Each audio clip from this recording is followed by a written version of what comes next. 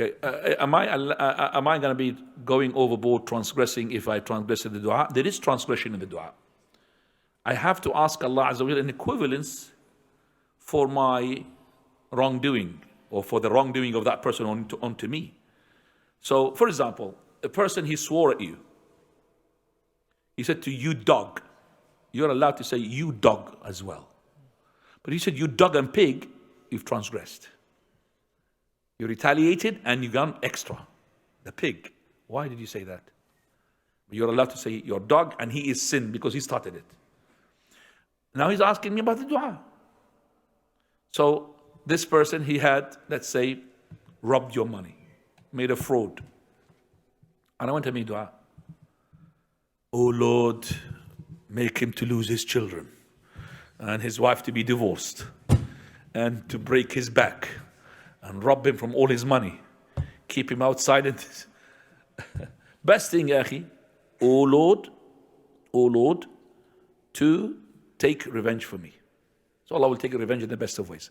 But there is no harm if you are feeling that you've been wronged to do like what? Sa'd ibn Abi Waqqas, whom his dua is fulfilled, as the Prophet said.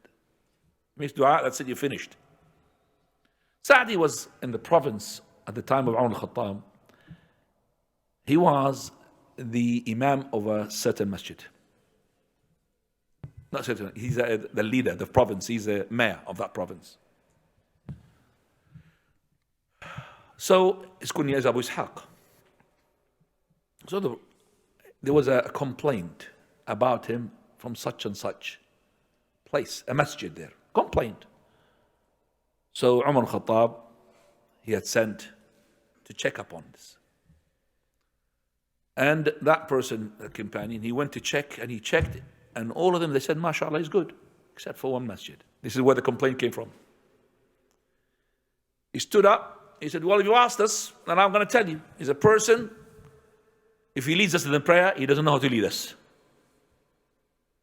And if he is to go to the fight in the army, he does not give us the booty in justice. And also he does not lead in justice. He is tyrant. So he's called him, accused him of tyranny, accused him of not being good as well, just in when he divide the booty, and also he is not good to pray the people. So Umar al-Khattab called for Sa'd to come. Sa'd.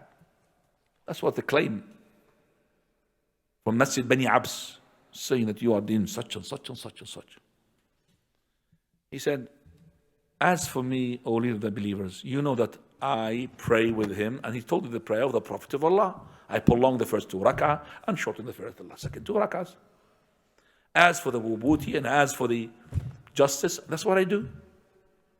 But he said, O leader of the believers, O Allah, in front of dua, O Allah, if this man's what he had said is a lie, because maybe he said it, maybe he didn't know, but if it's a lie, O Lord, Allahumma atil umrah, make his life longer. SubhanAllah, if somebody done something wrong to you, you're going to make a life as well shorter, make him die now. No, make a life to live longer. Wa atil faqrah, and make him what? Poor. Wa arridhu lil fitan, and expose him to the fitan. Look at this dua. You think it is nothing. This man, he heard about the dua of Sa'd. Allah made this person to live very long. Became an old man. Imagine he's 80 now. His eyebrows are falling down. And they got gray, even eyebrows. And he's outside in the street.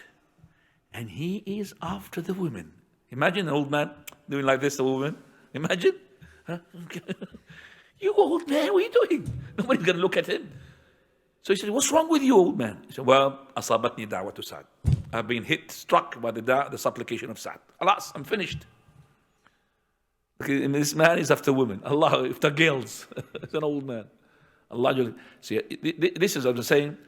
Make the dua accordingly. Don't make excessive dua. Okay? So when somebody, a thief comes to your house, and he comes with nothing, no weapons, no knife, and you want to defend yourself, you can't bring your machine gun.